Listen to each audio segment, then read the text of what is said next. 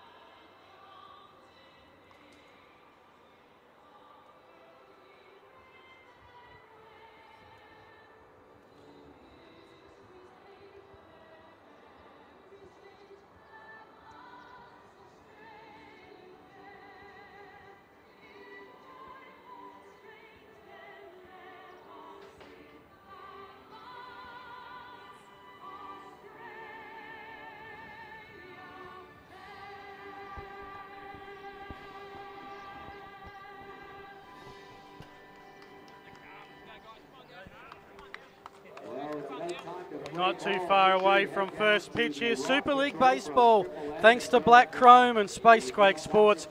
It's the Crushers and the Carp, and one of those unique scenarios tonight, Rob. Starting on the hill for the Crushers, the Eagle from West Torrens, Joel Chapman. Starting on the hill for the Carp, the Eagle from West Torrens, Nathan van der Linden. They're not obviously facing each other. Two starting pitchers from the same club going head to head. Yeah, we've seen this throughout the first 4 weeks of Super League, and we're going to see it for the remainder of the year. It's some of the exciting parts of the Super League. You're going to have teammate versus teammate on both games and numbers occasions. Each pitcher is going to face players that they, on weekend games, play with. It's one of the exciting features that Super League provides this season. Just adds a little bit of spice because, of course, they'll get back together and play their club games, and there was a whole stack of action. In fact, there is a lot happening in the baseball world at the moment. Doubleheaders on Sunday, players getting signed for the bite, ABL 2 weeks away, and a big Super League doubleheader tonight. When you bring in the 30-plus degree weather today, you know it's baseball season. We got, yes, like you said, the first week of doubleheader action in the SABL, and so the players are now starting to get into their groove, which is what I look to see in both these games tonight. The pitcher's going to have a little more work to do as the hitters are starting to find that momentum, and we're going to see some balls hit some gaps and maybe over the fence again today. Joel Chapman, 6 starts for the Eagles last year in 21 games, an ERA of 375. Walked 27, struck out 65, part of their 2017 West Torrens Premiership. He's been pretty good at Super League, 2 appearances. He got through 2 innings both times, just the 1 earned run so far. Yeah, one of the veteran pitchers of the SABL. He fills up the strike zone, as they like to say. Throws lots of strikes, changes speed, a little bit low 80s for a fastball, and he's got a good changeup that's about a 7-mile-an-hour difference. Keeps the batters off a little bit and gets a lot of ground balls and pop-ups. Alrighty, we are set to rock and roll from East Torrens. It's Ryan Duncan, the DH, tonight to get us underway. Sit back, relax, and if you're on the YouTube live, pass your comments, say g'day. Join us as part of the commentary crew. We love to interact. You're with Phil Hurd and Rob Ashley. This is Super League Baseball. First pitch, attacks right down King William Street. Gets the first ball strike, and Chapman is away. Yeah, good fastball, probably followed up with a little changeup there. That one lines just foul down the left field line. Ryan Duncan's one of the true two-way players of the SABL, Queenslander with East Torrens. Tonight we're only going to see him swing the bat with the DH. He started this weekend through a lot of pitches for his home club, so the arms probably needs a little bit of a rest. Looking for his first hit, 0 from 2. Thus far, as a swing at that one, is it going to land? But he's looking foul. And just out of the reach of Charlie Ashcroft playing in left tonight. It'll be interesting as well, Rob. We've had the first round Robin series, so this is the second time round that the teams will have a look at each other. Now they've got some footage, some experience. I'm not expecting it to be the blowout that this was first time round. Yeah, everybody now has got a chance to get to know each other a little better as well. Here's the 1-2 pitch. Finds the hole there on the right side, just outside the Jacob Scott's reach for a leadoff single for Ryan Duncan. Players have all found a little bit of a continuum with each other as new teammates, found out how it's like to play together and then have to play against each other on weekends. And now everybody has kind of gotten into it. We are 5-6 weeks into the season here, so definitely going to see a little more offensive baseball. So, one of your compatriots at Kensington, pick number 34 in the draft, Blake Farr. Averaging 286 in the Super League thus far. Puts that one down third base. Double play opportunity here to Scott. Got some work to do, and he did it. Oh, he looked a little bit fumbly on the base, but held himself together. Turns the double play. Great play by the young man we can see on the replay here as Andrews leads him with a little bit high of a throw to his right. He was able to reach back, find the bag still, and then make a good throw to get Farr running down the baseline. Yeah, it was actually Ben Andrews who's at third base tonight. Normally Herrera's had that spot. And now it's 2 out. If you just joined us, top of the first. The Carp are 1-2. Crushers 3-0 coming into this game. Week 4 of 9. As it is Curtis Mead. who's been busy, averaging 750, if you don't mind, in Super League competition. 3 runs, 2 RBIs, outstanding so far. Yeah, Chapman started him off with a fastball, came back with a couple curveballs in the dirt, trying to get him to swing at something that he wants. Had to come back with another fastball there. He just fouled it straight back, and it evens at a count, 2-2. A little bit of a changeup, just fair on the inside bag. Cakebread takes it, much to Mead's rush, and ends the inning. Ends the inning. So the Carp, and it was actually their story the first time they played. Early on, the Carp got as many on base as the Crushers did, but the Crushers were able to put him in batches and bring him home, whereas the Carp left a couple stranded. On this occasion, leadoff man on, but caught in the double play. So we'll go to the Crushers batting lineup for today. And what's their order today, Rob? We're going to see the first overall pick of the Super League draft, Anthony Herrera leading off, followed by the veteran Josh Cakebread, Landon Hernandez in the 3-hole. Ben Andrews hitting cleanup today. He's home runs in his last 2 Super League games. Nick Talbot, the DH. Charlie Ashcroft from left field. Blake McMillan, followed by another youngster, Jacob Scott. And then Matt Hutchings to round out the order. So Van der Linden comes in as the pitcher. Was the starter last week. 2 innings pitched. No hits, 1 walk, 2 strikeouts. Just faced the 8 batters for his mandatory 6 outs. Yet to record an ERA thus far across the first 3 games of Super League. And the way the Carp have done their pitching's been interesting, Rob. No pitcher has pitched in all 3 games thus far. 8 pitches used. Just trying to work out where their lineup sits. Carp have found a little bit of a method the last couple games. Van der Linden started the last one. Got good hold of his changeup, which he had a little bit of trouble with early in the regular season for his club team. But last week he was definitely very impressive, and they're using everybody, seeing what they got for the first few weeks, and trying to get back to the top of the order with the winning formula from last week. And I guess there's a little bit of a sacrifice that the Carp make because Van der Linden starts. He can't hit, and he would be a starting hitter in this lineup normally. So they probably decided that it's really important, and it is the youngest team, I think, of the 4. They need that solid start, and Van der Linden's the man to give it. Starting pitchers are super important in baseball. You always want to try to get a couple shutout innings right off the bat and set the tone for the rest of the game. Van der Linden misses high with a fastball there. So Herrera from the Port Adelaide Magpies, born Texan from Houston.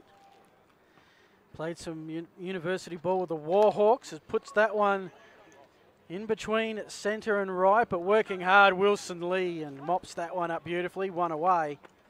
Just to set the Carp up defensively, Blake Farr is in left, Ben Keeping in centre, Wilson Lee in right. Around the bases, Jay Sanderson in third, Curtis Mead short, Nicholas George second, and Angus Roger at first. Mason Clavel behind the plate, and as mentioned, it's Van der Linden on the hill. Now he's facing the veteran in Josh Cakebread. Cakebread slides over to first today with his buddy Craswell not in the lineup. He struggled a little bit to get going here in the Super League. He's looking to get a start tonight and hope his team gets off the board. 1 from 7 thus far. That was actually against the Carp in the first game. Hits a grounder. This will set Nicholas George a task, but the bounce, he read it well. And that's 2 up, 2 down thus far for Van der Linden with the ground out to second. Good job by Van der Linden to get the first couple outs here. One of the trademarks we've seen from the Crushers the first few weeks and all their wins has been a full team effort. There isn't one player who's getting all the runs and RBIs. It seems to be an up and down the batting order. So the more you keep guys off the base, it's less chance for it to just hand it on to the next player on the roster. Yeah, the Crushers very, very good offensively with the bat. Their fielding's excellent. And their pitching probably underrated. Hernandez comes to the plate. And he, against the Carp, he was the player of the game. Got on base all 4 times. 3 from 3 on the day. But no one on thus far. We're 2 out at the bottom of the first. No runs as yet. Hernandez down 0-1. Crush's #1 attacking team. Van der Linden has a look at that one, and Hernandez happy to let it see it take the outside corner. He started off with a couple change-ups there. Had to come back with a fastball to get back into the count. Now he's up 1-2. Swing and a miss, and Van der Linden retires to side in order. A fly out, a ground out, and a strikeout swinging. It is 0-0, bottom of the first. This is Super League Baseball Adelaide on Spacequake Sports.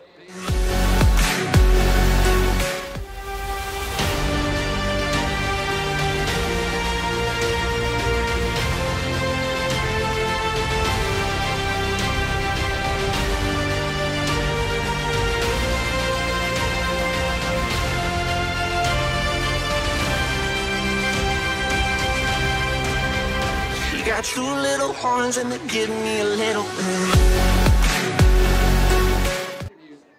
Here we are, second innings, first game of week 4 of the inaugural Super League Baseball season. Hope you are enjoying the contest. No score as yet, and the Crushers would be favourites. I mean, their record demands that they be favourites. But I like the trajectory. The Carp probably have the most upside with their young lineup. And I'm expecting him to give Denmark a little bit of all they can handle tonight. And the longer, if they can get off to a good start, I think they're going to be right in it later on. Certainly 3-0 will give the Denmark Crushers the favorite tag for tonight's game, and the fact that they beat them in week 1 7-2. But the way they've been playing, I think it could be whoever scores first may take control of this game. And the Carp, if they can get it going with the middle of the order this inning, they could look to start off and run away with this. And yeah, big part of the order coming up now. Rozier, Lee, Clavel. If you looked at 3, 4, 5, 6 and 7, they had 9 hits and 8 RBI last week. The Carp were finally able to get their hits in batches, and that's how you score runs. Carp last week used the prototypical baseball term of the leadoff guys getting on the middle of the order, driving them in. Yep. And then the bottom of the order sets the table for the top of the order again. Chapman with a big curveball there. Just misses inside. The good old setting the table, Rodney. Now, you'll get to know Rodney through the course of the season as Rozier decides he wants to put that one down the bay towards Rodney's home deck of the Glenelg Baseball Club, but a swing and a miss. Rodney is our virtual special comments analyst. Oh, I'm going to have to get to know Rodney a lot better then, absolutely. He's kept Fraser and I through quite a few ABL seasons, observing what we're doing and adding his thoughts. So Rozier lays off that one. So we've got a 3-1 count now. And he stayed pretty much all soft so far. A couple change-up, curveball, change-up. See if he goes with a fastball here now that it's behind it. And there's one laced right back where it came from, center field, for a leadoff single for Angus Rozier. From a purely bite perspective, and I can be bite biased on these calls because we're not going around the country as such. Angus Rozier is a key part of that bite lineup this year. He will be the first to tell you he had an off-season last year. And as the side looks to resurrect itself, you want Angus Rozier in form as we hit the start of the season, and he's certainly doing that at Super League level. Yeah, one of the veterans on the Carp team, the fan favorite Gus, has the last week or so. He's been a leader in the offense department for the Carp, and exactly what you need out of a veteran in a young lineup. Yeah, Gus, not to be confused with the bite mascot. Here's a play, sets Herrera a touch. Scott trying to run the second double play, but wasn't enough time there, and Lee's going to be safe at first, but the leadoff man Rozier is back to the bench. Nice turn there by from the middle infielder. Herrera, good feed to the youngster Scott at second base. Just the speed of Wilson Lee was able to beat it out at first base to keep it to just the 1 out at second. Yeah, great work by our Spacequake Sports team, the Black Chrome replay, helping confirm a lot of different things through the course of the game for sure.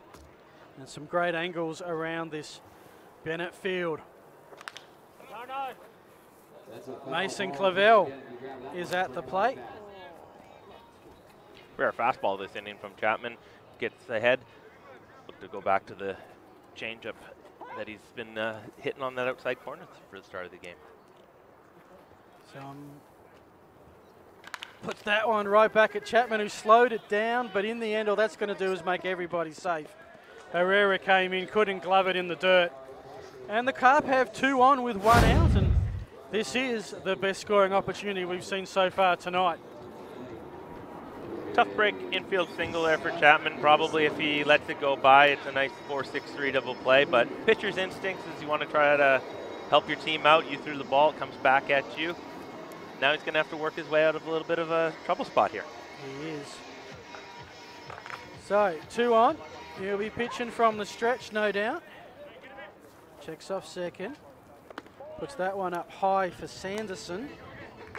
Sanderson last week was 1 from 4, but he had 2 RBI. Struck out 3 times against the Clippers. Big chance for the Carp here. I'm trying to think back, Rob, if the Crushers have trailed. They didn't against the Carp. I don't think they did against the Clippers. I don't know. I'll have to go back through the stats. I don't think they did. I think they've led so far each game wire to wire. Yeah. It's a good changeup there from Chapman. 2-0 changeups. Usually hitters aren't going to be swinging at that. They're looking for something a little faster. Get himself back in, 2-1. Be looking for a pop-up or a ground ball here. As that one is put through the gap between first and second. Do we have a play at the plate? Here we go. No, it won't be. In fact, there's going to be a play at second. And Herrera got him, but not before the run scores. We've got a man on third.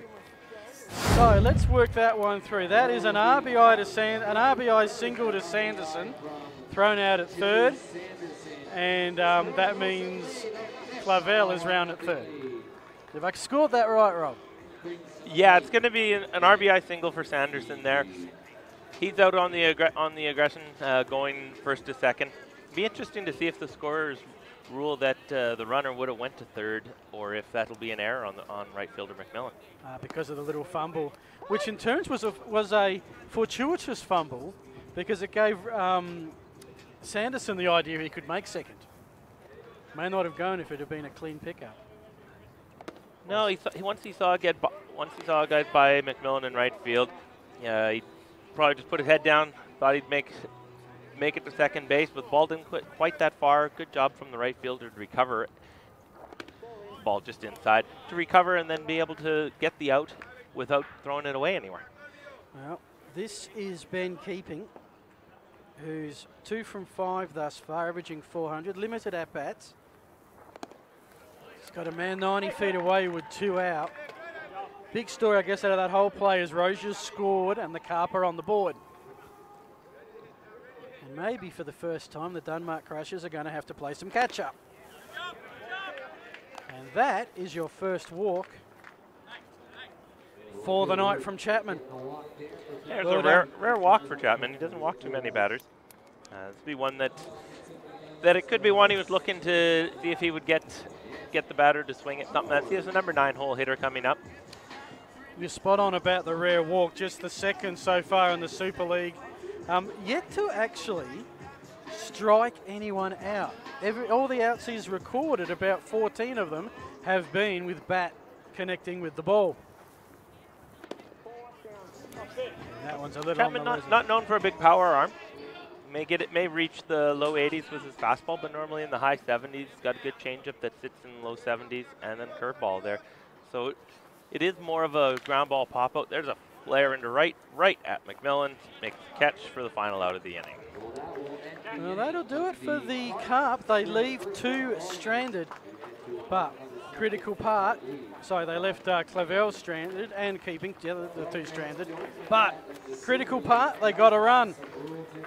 And I don't think the Carp are that used to playing from in front until last week either. So different week, different ball. I mean, how often do you see this? I think you see it more in baseball than any other sport I think of, that you get the same 2 teams playing each other second time, and how often the result can be completely different.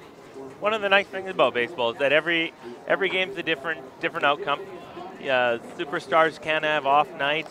players do learn from their previous experience with you, and every game they can go out there and some can win. You look in the Major League Baseball, how many times that the favorite doesn't win.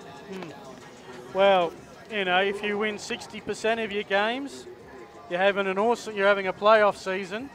Worst teams in the league will still win 39%. You know, it's one of the aspects of baseball that young players need to learn, and a lot of it is the hard way, is that baseball is a game of failure. Yes. Some of the best players in baseball fail 7 times out of 10 when they're hitting, and that's what makes them good players. Certainly appreciate failure as a commentator, no doubt about that. Just checking the chat, Rodney, he says he hasn't been out to the Bay this yet. He's still struggling with the Yankees losing and Norwood. Now, Norwood is Rodney's Sandful footy side that I commentate. They won the minor premiership, top seeding into the finals, lost the grand final. Yes, Rodney, but you didn't lose to a team that had 19 men on the field, blowing an 8-goal lead, which is what my team did in the semi-finals. But back to the comments shortly, because we will go to the action. G'day to Ken. And Rodney says he will get out there and watch some of the juniors at Tigerland shortly.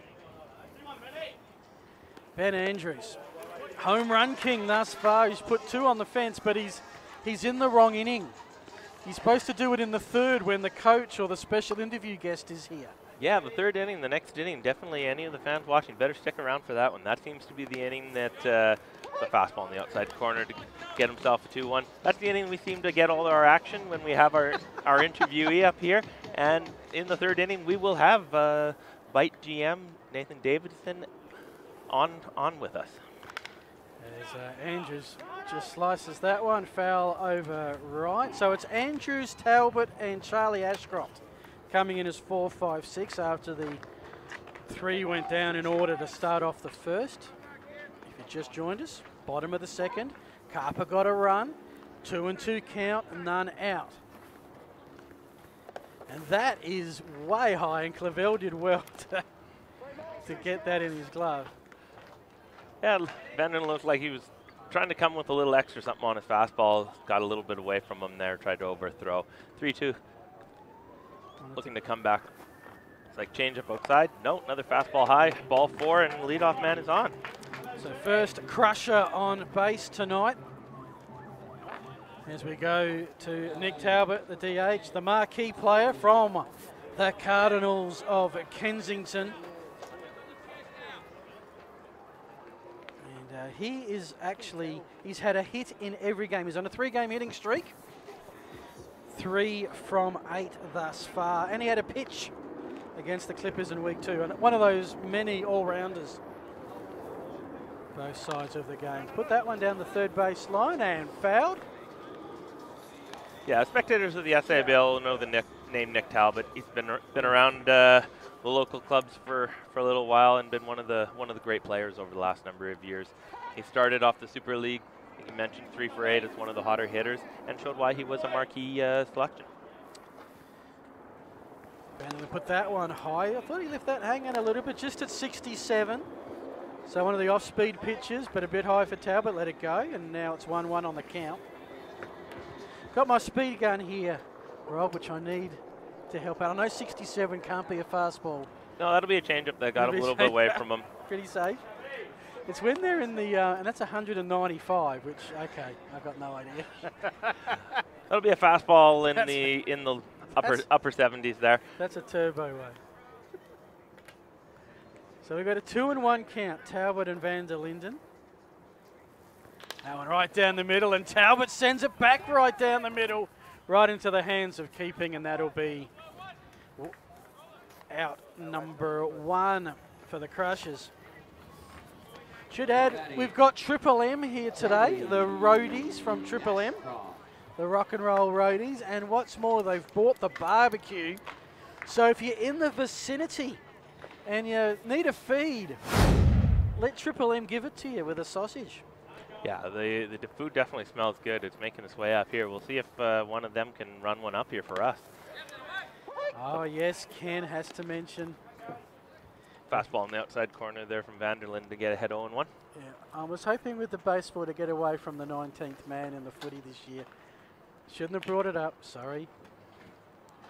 Of course, a lot of angst in footy circles, but here in the baseball, new season, new hope for the bite is passed ball, and that'll put man in scoring position for the Crushers and Andrews. Yeah, inside fastball there. Caught Cavell a little handcuffed, got through him for the pass ball, allowed Andrews down to second base. Evens count 1-1 for Ashcroft. He'll be looking to drive a ball somewhere to right, at least move the runner over third base at worst. All the ones. One out, one on, one ball, one strike. Make that 2. Good changeup. Get ahead 1 and 2. Got kind of in a rocking horse right now. Could come back with another fastball or with that good changeup that he possesses. Translate. Got him in a rocking horse. Pitcher selection. He can go either way. All right. Hard or soft. Gotcha. And goes with the fastball. Just misses outside. Doesn't get Ashcroft to That's chase. the kind of saying I got to use. If only I know when to use it. So 2-2 the count. Big moment in this ball game. Crushers trailing by 1. Their best opportunity to score. On the outside, and we go. I reckon for the first time tonight to a full count.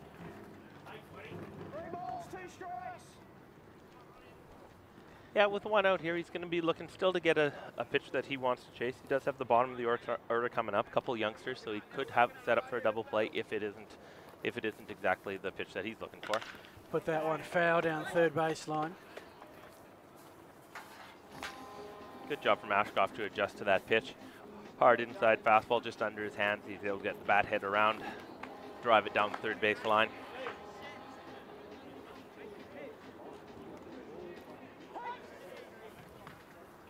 So Van der Linden still leaning over a bit. We used to see his pitching motion here. Now comes back.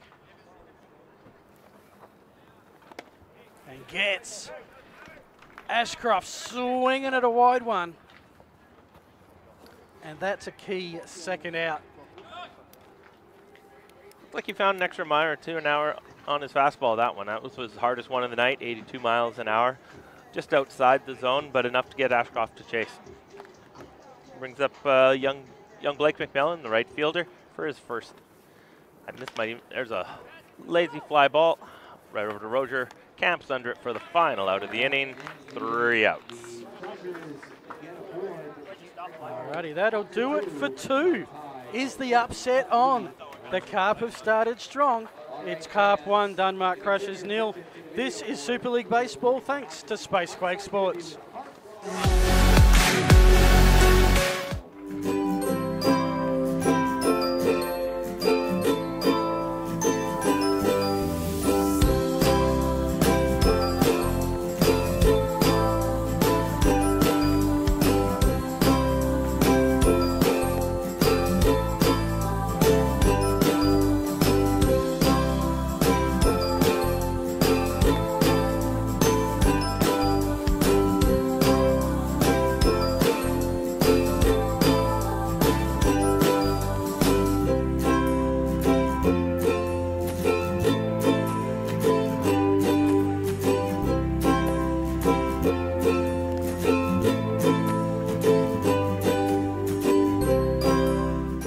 Specialized knowledge, ability to deliver, and professionalism are keys to our successful relationship. A friendly and experienced team. She got 2 little horns and they give me a little bit. Welcome, folks. We're in the 3rd, and the Carp got on the board with their first win last week. Now they have a 1-run lead over the Denmark Crushers, looking to extend that here. Coming up in the lineup, as it was, we go back to the start, I reckon, Ryan Duncan. Yeah, Ryan Duncan getting a second at bat. As we see, there's been a Wojtek call to the bullpen. Josh Tyndall coming on to pitch for the Denmark Crushers. One of the rules of the Super League, there's fastball right down the middle for strike 1. One of the rules of the Super League is pitchers do get 6 outs or 40 pitches. So Joel Chapman did a quality job getting his 2 innings work, and now he's turned it over, and Josh Tyndall takes the mound, the youngster from Sturt. Yeah, he'll have the 1 earned run from that, which will be his 2nd earned at the Super League level. Tyndall puts that one high on the outside, and it's a 2-1 count in favour of the Red Sox from East Torrens. Of course, Red Sox Nation, including our very own Fraser Fife, in delirium this week as Boston won the World Series, and Duncan keeps that Red Sox play going by putting a single into centre. He is 2 from 2 thus far on the night, and once again, for the 3rd straight inning, the Carp have the lead-off man on. Yeah, this is one of the things so far this game that the Dunmore Crushers have been flirting with. So far, they've given up 1 run only, but letting that first leadoff on is usually the recipe for big runs and big innings and put up some crooked numbers sometimes. So Tyndall has 3rd game, as we've got Farr saying he's going to bunt. Didn't, so we'll cop. He pulled back there. Ball was a little bit low. Get ahead 1-0. See if they play a little bit of small ball and keep the bunt on. So with the bunt, how do you get out of it being automatically called a strike? You pull it back before it crosses. You recognize that it's not going to be a strike in the zone. So you pull the bat back, and then it's just as if you stood there with it on your shoulder. It's almost the check swing in reverse. Almost, yes. It's good. It's a good way to put it for the listeners. Yes. So we've got Tyndall up against Farr here at the moment. Farr on a 1-1 count. Looking to advance Duncan. Last time Duncan got on, Farr hit into a double play, which is probably why he's showing bunt. So he doesn't put one. Looks like they were trying to play a little bit of small ball here. Blake Farr was the player of the game last week for the Carp in their victory. Yes. With a couple of hits and a few RBIs. So he has been pretty hot. He had a few hits on the weekend for his club. So we'll see if they maybe turn it around and get a little movement on the bases since the bunt didn't work. Ben Andrews has got the hard job at 3rd base. Said the Crushers have moved their infield around. They brought in Jacob Scott at 2nd. Herrera's moved from 3rd to short. Cakebread from 2nd to 1st. So, speaking of Andrews, this is the first time we've seen him at the same position in 2 games. He's been the super utility. He's played in 4 different positions in 3 games. He's been collecting the fielding set. Bouncing ball, which will only allow the 1 out, so consider that it helps move the runner on. Duncan gets to 2nd this time round. Farr's 0 from 2, but I think he'd be happier with that effort. Coach Paul Green will be happy with that. He was looking for the bunt. He was looking to move him over. Couldn't get the bunt down, then took a pitch that ended up being strike. So at that point, he had to move him over. And maybe not what he was looking for with a high chopper, but he got his job done, moved the runner into scoring position for their number 3 hitter and one of the bite youngsters, Curtis Mead. Well, I reckon here's a big opportunity because this is the meat of the Carp. And I'm sure there's a fish analogy in there somewhere, Rob, but it's just I'll leave that to you. But Mead, Rozier, Lee, Clavel, this is where they've got a wonderful opportunity. A man at 2nd, 1 out.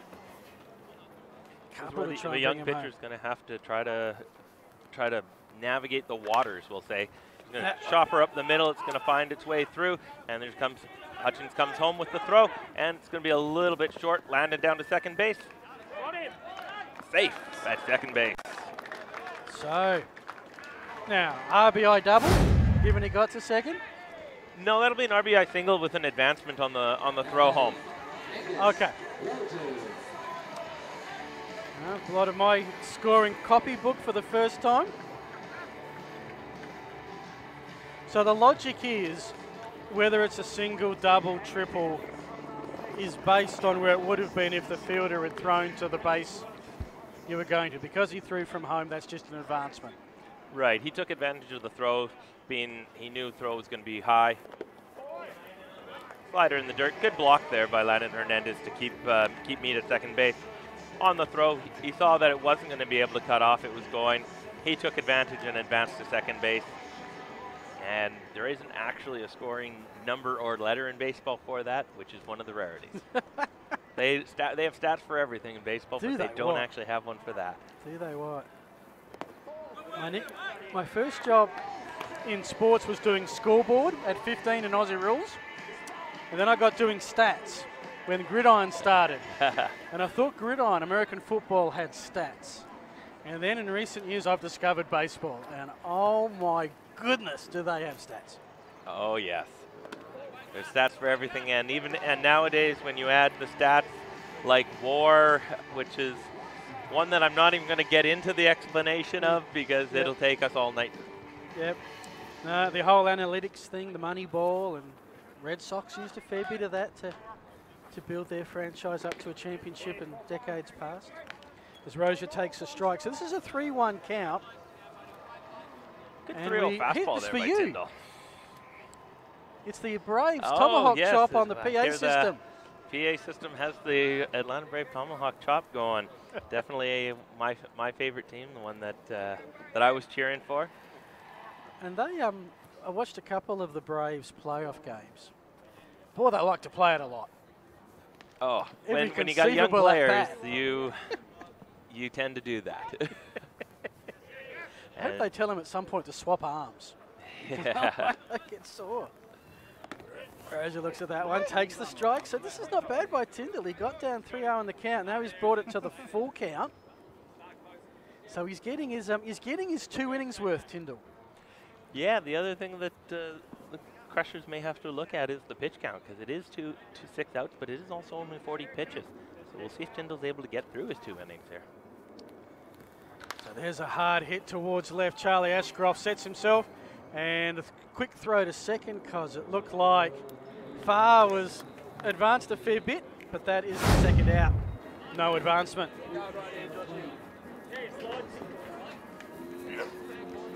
And now we'll see another one of the teammate versus teammate. Both Josh Tyndall and Wilson Lee are from the Sturt Baseball Club here in Adelaide, and he'll have seen Lee play in the last few weeks, and he's one of the hottest hitters right now in the SABL. He's got 3 home runs in the first 5 rounds, so he'll definitely want to be careful with him here. Absolutely. Looked at that and backed away, but called a strike. I'll just let you call a couple of pitches, Rob, because I got to check something. I think I've in the scoring from the last inning. Back-to-back curveballs there. The first one in the dirt, Wilson Lee didn't want to swing at, but he got a little ahead of himself. That one a good curveball. A little more of a get-me over 71 mile an hour from Tyndall to get ahead 0-2. Yeah, just correction from, said that Rozier was the man who scored the run. No, he was a leadoff man thrown out on a fielder's choice. It's Wilson Lee who's at the plate now who scored the run. And that is the ball game thus far. It's just a 1-0 game. It's actually 2-0. Ryan Duncan scored this inning. Sorry. Wilson Lee scoring in the second inning, last inning. So we're Carp are up 2-0 right now. They are. They've doubled the lead. Lee looking to put him ahead even more. Half swing, check swing, strike 3. So that'll give Tyndall some confidence to get his first strikeout. Of course, got a couple of questions on the chat about how things are going to work for the Bite season. There will be, I think there's going to be some broadcast, Fox Sports streamed on ABL TV. Stay tuned for further announcements on that. Of course, major sponsor of the Bite since day one have been SA Power Networks. They're proud sponsor of the Adelaide Bite and baseball in South Australia. For another season, they are back on board. SA Power Networks are strong corporate citizens with a real connection to local communities through various groups, sports, organisations and community clubs. So we thank SA Power Networks for their continued support. They are the longest running sponsor in SA baseball. We hope you're getting a feel for baseball, Aussie baseball, spring, summer, because the ABL, Rob, it's 15 days away. Can't wait for another ABL season here in Adelaide. Hopefully we'll be able to track down Nathan Davidson to get him up here at one point this game. And we'll get to find out a little bit more about the ABL season. Another big announcement today for a young man joining their pitching staff with his first pro contract, Tom Fitzgerald. So congratulations to that young man. Well, I mean, and that's a fantastic example of where the Super League fits, because they wanted to see Fitzgerald at that higher level, and boy was he good when he had to be good. So far, he's been impressive in the Super League in his local club, but here he's come in and he's been throwing strikes in his innings here. So we have got a Wojtek call to the bullpen as expected, because Van der Linden has pitched his maximum 6 outs. Thomas Norley from the Dodgers of Golden Grove Central District, and he has come in as a pitcher. This will be his second innings of work thus far, having made a couple of appearances. And he'll be facing his first at-bat at Super League level, Jacob Scott. This is another one of the parts of the Super League that everyone has been excited about, is the young players. We got a young man on the mound here, Thomas Norley, and a young man making his first appearance here, Jacob Scott. And it's also, it's not just the higher level of competition. That's obviously the main thing. But you're playing at a stadium. The guy's playing walk-on music for you. Someone's commentating your at-bats, or attempting to commentate your at-bats.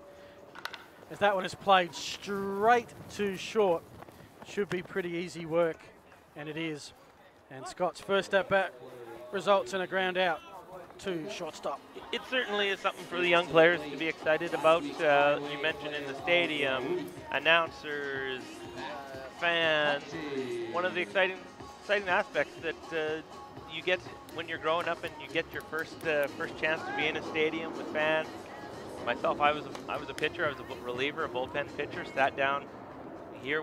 This would have been nice. There are no fans to heckle you in the bullpens here. The seats are away. Whereas when I was down there, we had them all around us we got yelled at with some words that I won't repeat. You should probably ask River Stevens about that. He was the cavalry hitter who has a pretty noisy group in the Shark Tank that day, and he hit a double and decided to flip the bird to the Shark Tank as he was rounding first. I was on the Adelaide Bite bench that day. You remember it well? I was, there? yes. Not too often you see a double with a bonus ejection. Yeah, no, it was entertaining to us, that's for sure. Speaking of entertaining, here's someone who's really stepped up to the plate at this level, Matt Hutchings. Not too often your leading run scorer is in the 9-hole. He's been big, as we've mentioned ad nauseum. The Crushers really good at spreading the load, but so far the Carp have been good at suppressing everything. Just a couple on base. It looks like head coach Scott Gladstone from the Dungmark Crushers has kind of gone into the Joe Madden of the Chicago Cubs philosophy, where your 9-hole hitter isn't your worst hitter. It's not where the pitcher hits, we'll say, for National League, because Matt Hutchings has been very good. He's a good quality hitter, gets on base a lot, which sets the table for Herrera, Cakebread, Hernandez. Yep. Some of the veteran hitters. Table. So he's the leadoff man for the leadoff man. Exactly. It's one of the things that Major League Baseball has started to go to, and putting the better hitters, some of the power hitters, in the 2-hole or leadoff spot as opposed to the 3 and 4.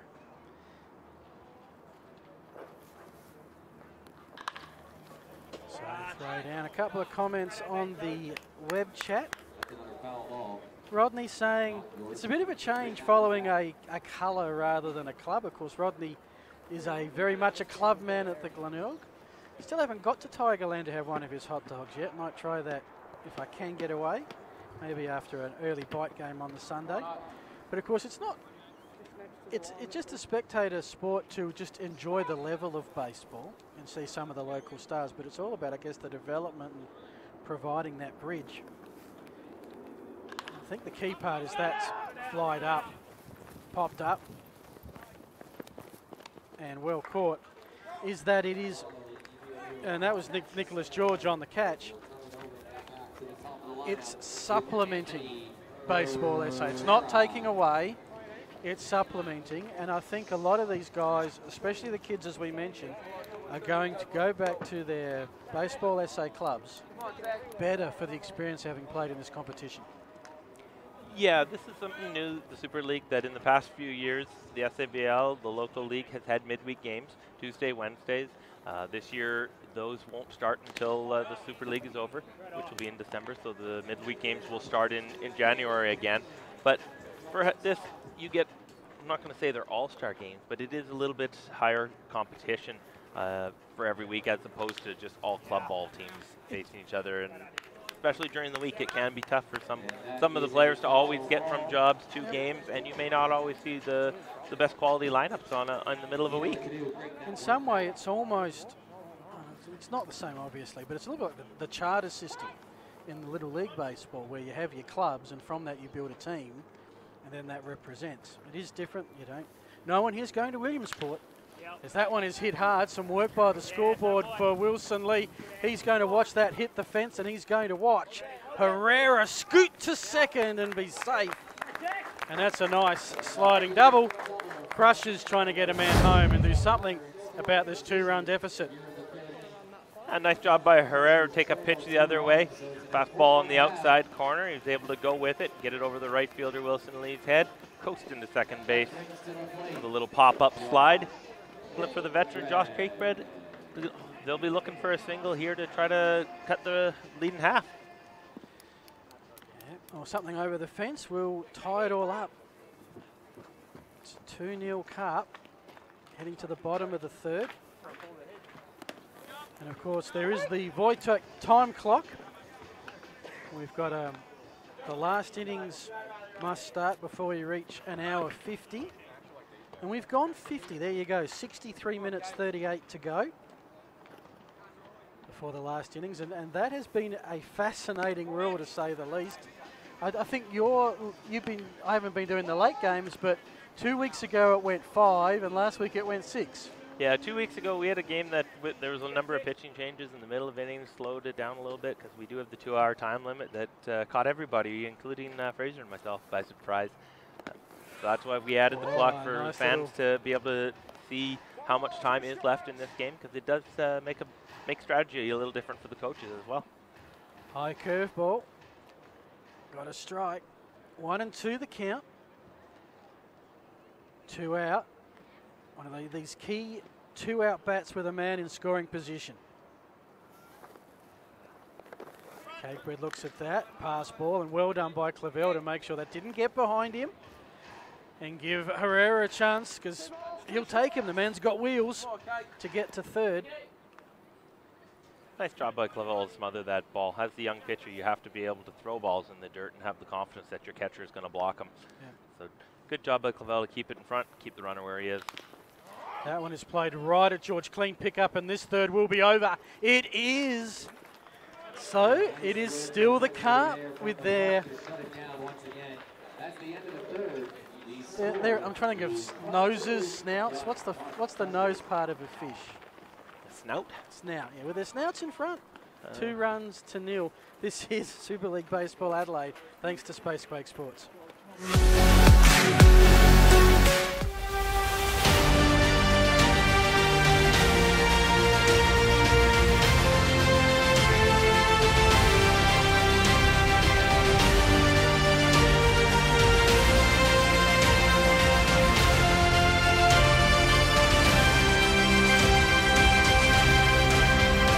Got 2 little horns and they give me a little bit. Welcome back. You're with Rob Ashley, Phil Hurden. I'm not a fisherman, you might have gathered. Rob, yourself? No, I'm not a fisherman either. I'm not even a big fan of fish, so I'm not even sure if I had the right term there with with the front of the fish. Actually, that's why we throw it out to our viewers on the chat. If any of you know what the nose of a fish is, let us know. But right now it is the Carp. They're in front, 2 runs to 0, and they get a chance to add some here. Tyndall's back on the hill. And it's still a fairly decent part of this Carp lineup to come. It's going to be Clavel, Sanderson, and Keeping. 6, 7, 8 in the lineup. Clavel singled his last at-bat. Sanderson got an RBI his last at-bat, and Keeping walks. So they all produced in some way. Yeah, even Phil single last time from it, and Clavel with the runner on base kind of got everything started for them after Wilson Lee had gone on a fielder's choice. There's a fastball off the hands for strike 1. We mentioned the Little League last inning. Well, Clavel, part of the Adelaide Armada, the senior league side that got to play in I think it's easily South Carolina in the Senior League Championships. What an experience for a kid. Seriously. To not only play baseball, play in the national championship, but if you win, you go and play against the rest of the world in America. Oh my goodness. Yeah, definitely one of the special features for young players at high levels to get that opportunity. The Australian under-23 team just got back from Colombia and got to face teams from the United States, Venezuela, Puerto Rico, Korea, all over Cuba. It's a great way for players to learn different cultures of baseball as well. There was almost a quarter of the Bite roster, 6 players on that trip. That'd be one of the things that Bite fans should be excited about this year is the youth of the team. It's not going to be I don't think it's going to be the base-to-base, we'll say stale baseball, as some viewers like to call it, but it's going to be an aggressive baseball with the guys running and young players wanting to take extra bases like we've seen tonight with a few guys doing. No, it's been good. I mean, Clavel's been part of under-16 national championships, under-18 national championships. You know, the baby Bite, of course, they do use the Bite branding when they play for South Australia, which I think is magnificent, because I think it's great to have that tie-in between rep baseball and our National League team. Doesn't happen in quite a few sports. But here we've got a payoff pitch. This one is hit straight at Herrera. He won't miss with the laser throw. And the Carp are one away with a ground out to short. As we saw in the replay, Herrera stays down with his glove as he attacks. Saw a bunch of dust fly up with it. Made sure he had the ball in there. Knows he has a good arm. We may see him at the end of the game close it out, as he is also a two-way player as a pitcher. Laser across, like you said, across the field for the first out. Well, he played independent ball for the normal corn belters of the Frontier League, and I think he had one at bat. He was there as a pitcher. As we go to Jay Sanderson, who's already found himself 0-2 down on the count. He was there as a pitcher, but as we spoke in previous broadcasts, he has some very good numbers as a shortstop middle infielder in college. He was one of the all-conference players his senior year there before he went off to the Frontier League. And they just Frontier League is an extremely strong league for young players. You get a lot of players that are just outside of college that are looking for pro contracts and opportunities. And this is where a lot of them start off with before they move up to some of the minor league of the major leagues, we'll say. Sanderson, just the 2 hits, but they've both been doubles. So he's averaging 200, slugging 400 at the moment. Struck out 4 times, and he's down in the count here. Puts that one a bouncing ball. Oh, beautiful pick up the Yorker from Ashcroft, and Andrews, sorry. And that's 2 away with a Web Jam fielding effort. That was not easy. No. We'll see on the replay here, Andrews comes in. He also stays down on it, but the ball does pop out. Can stay with it as he's moving there, gets his feet under him before he does make the throw across. And a great scoop for the second out of the inning as well. Yeah. Showing his versatility. His fielding passport in this competition has many stamps. As Ben Keeping comes to the plate, was walked at his first at-bat. And has been walked 3 times, struck out 5 times, averaging 400 thus far. Limited at-bats, but getting a starting gig tonight, which is good to see, the youngster from the Bay. Yeah, a young man playing for the Glenelg Tigers. Been away the last couple of years over in the United States playing college baseball. Now he's back and getting an opportunity in Super League to show what he's learned, we'll say. Well, Ken has, on our chat, has heard about the free sausages, and he's going to come down and have a look. Rodney's settled for the night. He's going to listen to us, and then no Fraser tonight. And we should say cheerio to Fraser if he's not on his deathbed, but he's on his sick bed. Yeah, so he's a little under the weather tonight. He'll be back. I reckon he just went too hard after the Red Sox won. That's my theory. Party animal, Fraser. Well, we know we've seen some videos on social media of the Red Sox themselves partying. Yeah, well. They're not easy to get, those World Series championships. Just ask, well, you only have to ask older Red Sox fans and Cub fans. You can have a good team, but and look, the Red Sox, they were an amazing team this year from wire to wire. Full count here. Swing and a miss, and Tyndall will end his work with a strike, and it remains 2-0 Carp.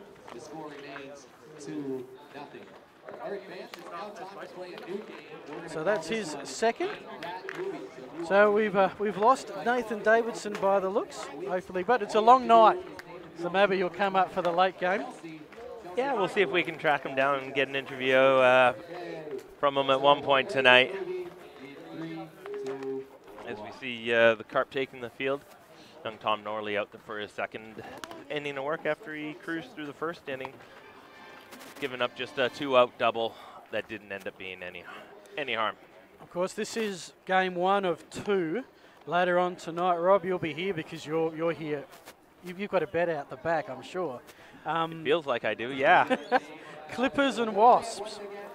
If you'd have said after week 1 that the Clippers would be the last, they'd be winless after the round robin series, you would have got some strange looks, but they've been close, but not close enough.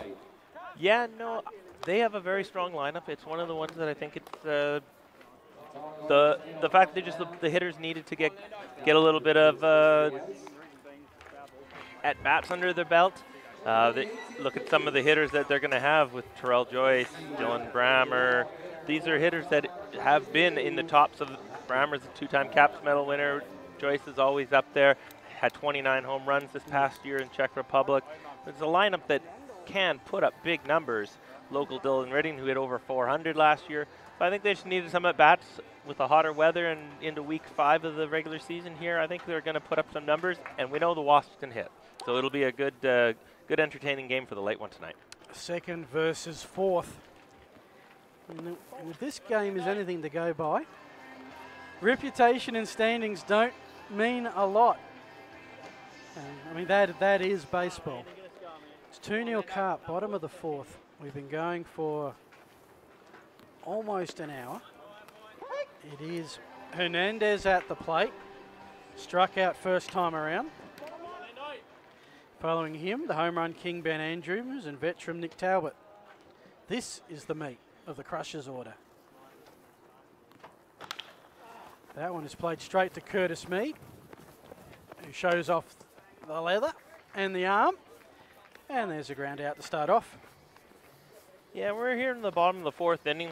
Dunmore Crushers need to really start getting something going here. They're only down 2-0, which is not a lot in baseball terms. Blue Pin a blast, as a famous announcer once coined, to get back into a game. But so far, the pitching staff from the Carp has held the Crushers to 1 hit, and it was a 2-out double that was fruitless. 1 out. 1 hit, 1 walk, no errors. They're not giving the Crushers anything easy. No, Tom Norley here is in the second inning of work. It'll be his final inning. He's got 1 out already. Changeup misses high 2-0. He's done a good job this game so far. His numbers of the SABL last year in his first real year had a high number of walks. And he struggled a little bit last week with control. A couple guys got on base. But he's been filling up the zone tonight and getting some swings from the Crushers, which there's another high fly ball. Andrews, that one's got some carry, but keeping in the camp under it for the second out of the inning. So we all got excited for a set. Could that be home run number 3? But it's a true baseball night because there is no wind of any consequence tonight. So that was about a 360 shot to a 380 fence. Yeah, got under it. Had the height certainly, just not quite the distance. A little lazy can of corn to center field. A can of corn. You see, when this bring up, we've got to translate for our listeners. There's fastball, just a little high ball one. Can of corn is going to be an easy fly ball for an outfielder to, which there the young center fielder is able to stand under it, collect himself, wait for it. Basically, it's almost like you intended to hit it right at him. Speaking of which, keeping has to come forward, and Well, that would be a small can of corn because he had to move about 5 steps forward. And that is a 1, 2, 3. And the Carp are rolling. They're looking good. Yeah, it's been a great job so far from Vander Linden and Norley.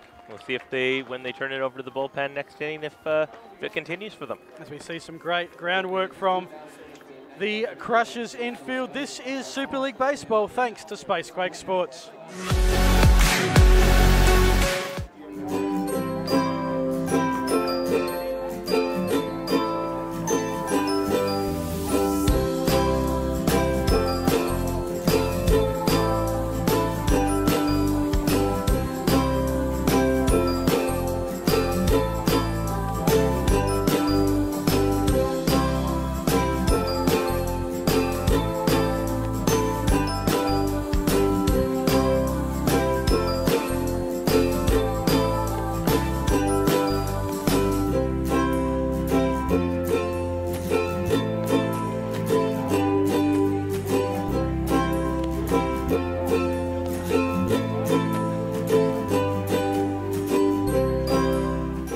Specialised knowledge, ability to deliver, and professionalism are keys to our successful relationship. A friendly and experienced team. She got 2 little horns and they give me a little bit. Well, folks, hope you're enjoying your Wednesday night. And what a better way to enjoy a Wednesday night and watch some great baseball action. And we've got ourselves a pretty good game here. Dunmark Crushers came in unbeaten. The Carp lost their first 2. Good win last week, and they are taking it to the league leaders at the moment. We have hit the 5th inning. It is a 7 innings game. If it goes to time, 48 minutes before the last innings must start. Yeah, it looks like we have another Wojtek call to the bullpen as Jordy Gross takes over. Inside fastball, ball 1. Young man from Woodville takes over after Josh Tyndall had two good innings of work, allowed 1 run. And he's been good. He's been really good. He's pitched 6 innings, so that is at least 18 batters that he's had to face. And he's faced 21. Only an extra 3. Just the 1 earned run, just the 2 hits. He's been exceptionally solid for the Crushers. Yeah, fastball in the outside corner. Yeah, he's been very good so far in the Super League, which is probably why Coach Gladstone turned to him here. His team's down 2-0. They can't fall behind anymore. So he's going to go to the man who's kept them in games and stuff. There's a leadoff walk to Nick George, and we got speed on the bases now. See if they will look to do a little small ball or straight steals. He stole a number of bases last year in Div 1 successfully with very few caught stealing. You give the man a rap, and he gives you a walk.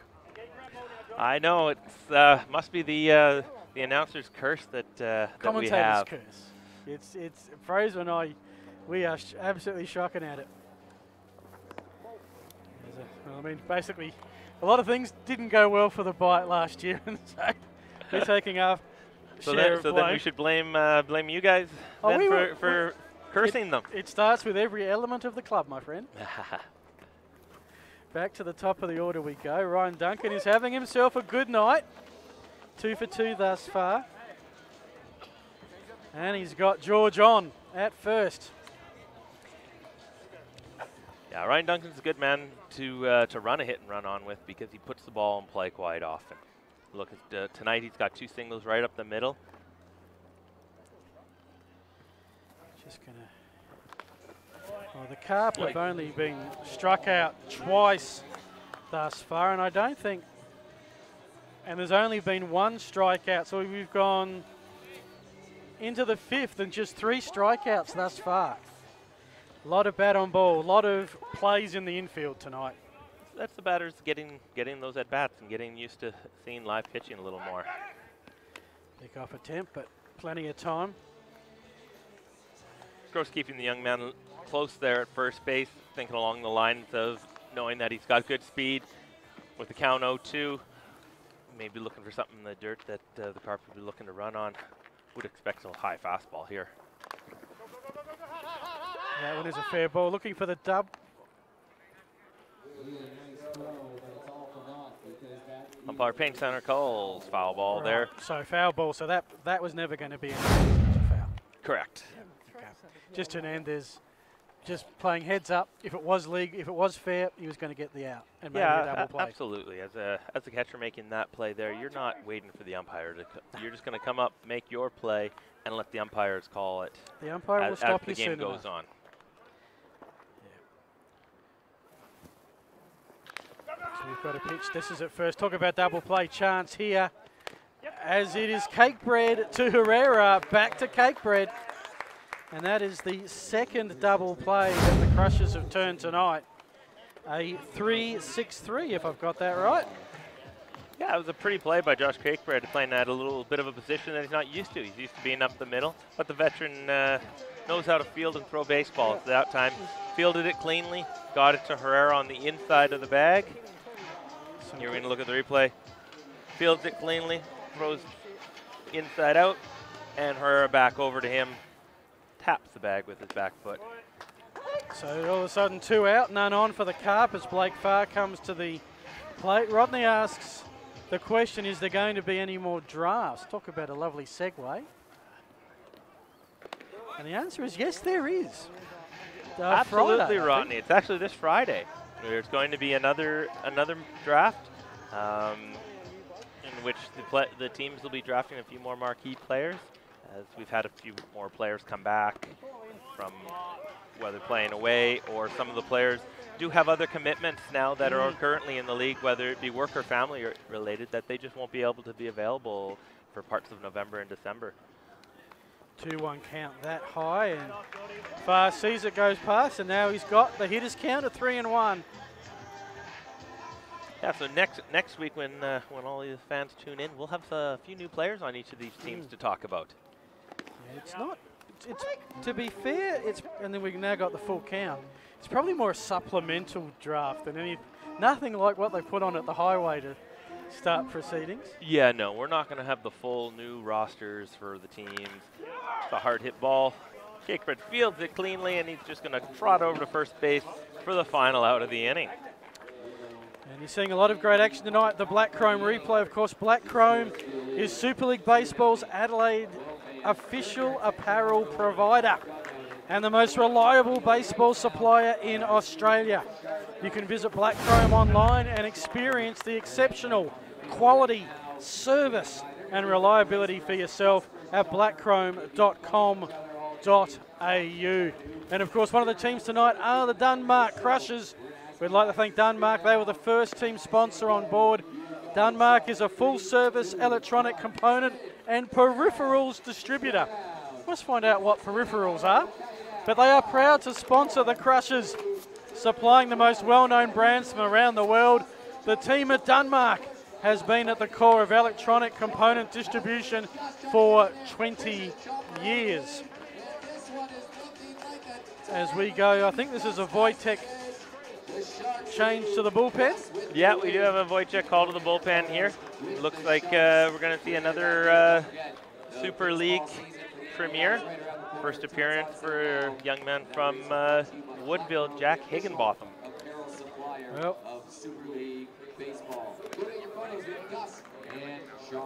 okay, we have, see, it's great to have an audience. They educate us. A peripheral is something that you add to a computer like a mouse or a keyboard or a USB. Would that be a peripheral? Maybe, okay. But we'll go with mouse or keyboard, thank you. Or a TV, or, yeah, okay. Getting hand signals now from our producer. Should mention the umpiring crew tonight. Payne Saunter is the home plate umpire. Neil Poulton is at first. Craig Ottaway is at third.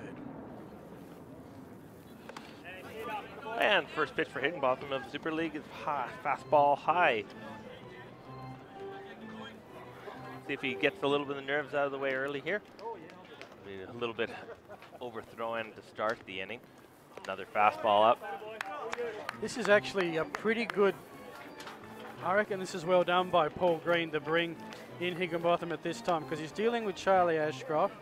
Then he's got a couple of youngsters in the Crushers lineup. So it's youngsters at B, youngsters Blake McMillan and Jacob Scott. So not a bad place to get yourself introduced at this level.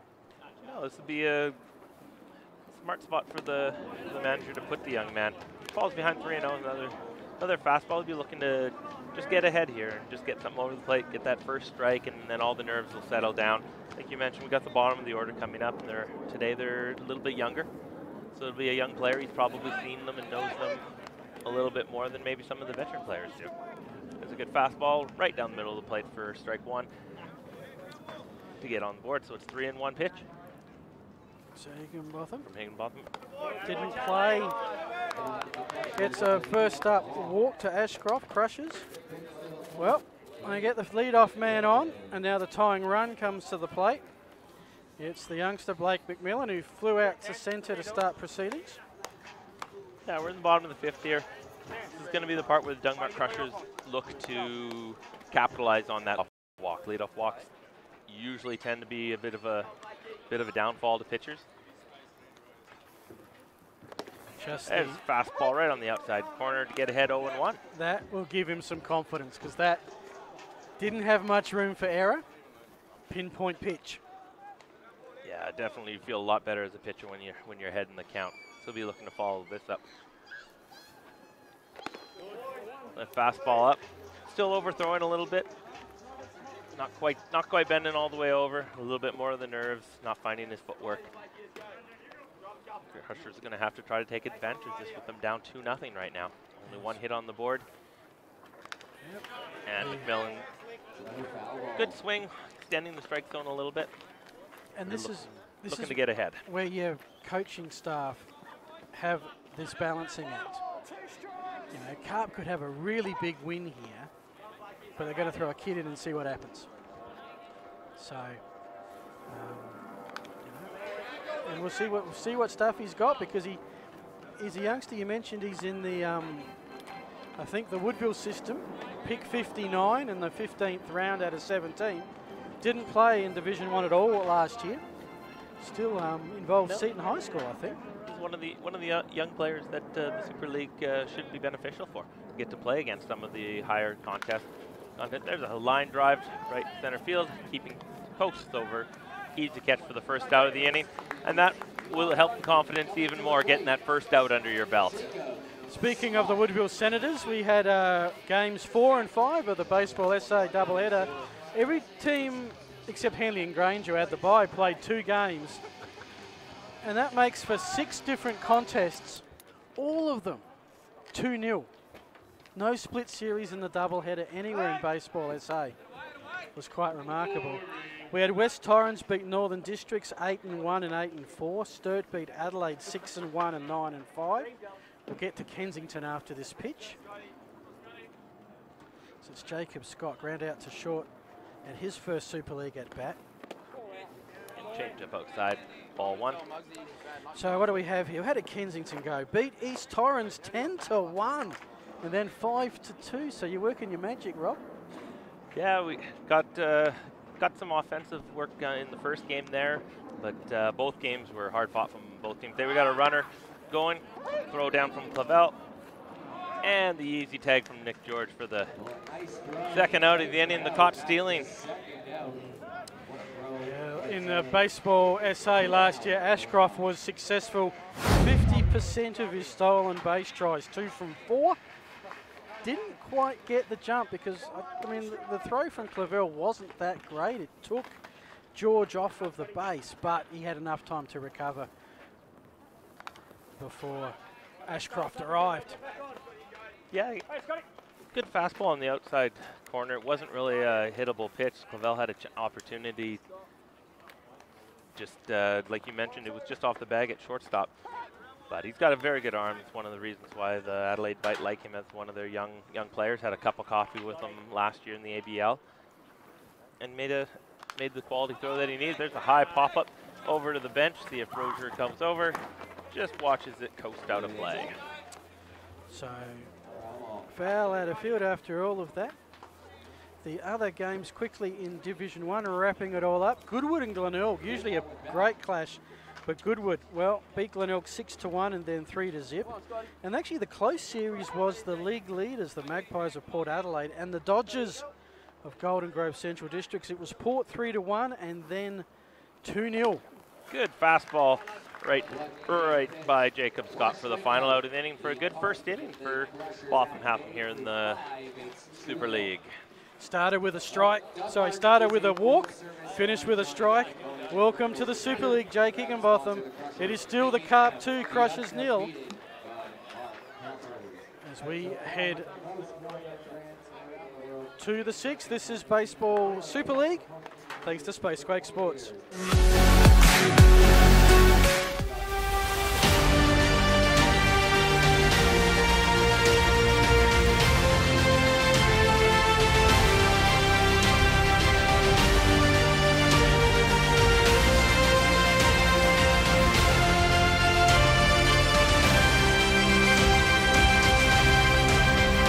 Got two little horns and they give me a little bit. Still great. Welcome back. Voitech is a proud South Australian communications company providing landline. Landline? What's that? High-speed internet and mobile phone services for businesses. They promise 3 things. They will save you money. They'll provide an abundance of functionality and they will excel in local service. In summary, they just do it better. For more information, visit voitech.com.au.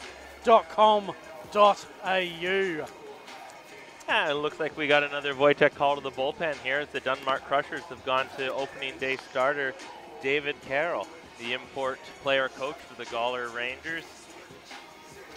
University of Maryland Terrapin grad. Man they called Jesus. Gee, that Sporting that he's the thick bit of hair and beard. And the He's Gawler, had a few outings here in the Super League, which he's looked very good. I'll tell you what, we're going to have a long hair competition in this Super League. There's a few nominees. And Carroll is, don't get me wrong, he's right up there. But yeah, certainly the Gawler Rangers hoping he's their messiah. No doubt about that. Got him a win, start the season. How are they travelling in Div 2 this year, the Rangers? Very first week, they got their first win ever in Division 2 behind the man on the mound there, David Carroll. The last couple of weeks haven't been on the positive side, but so far definitely one of the young improving. There's first ground ball just under the glove of young Jacob Scott for a leadoff single for Curtis Mead. Yeah, so Curtis Mead gets his first hit, well, second hit of the night, RBI last time round. So he's 2 from 3. Got to keep that batting average up. He came in averaging 750. He's only 667 tonight. Yeah, he's picking right off where he left last week. Last week he was 3 for 4, and now he's 2 for 3 tonight. Young man just back from the Phillies organization. Another one of the young players that the Adelaide Bite will be looking for big things out of this year. Someone to get excited about and to watch in the years ahead. Someone who's been providing great excitement.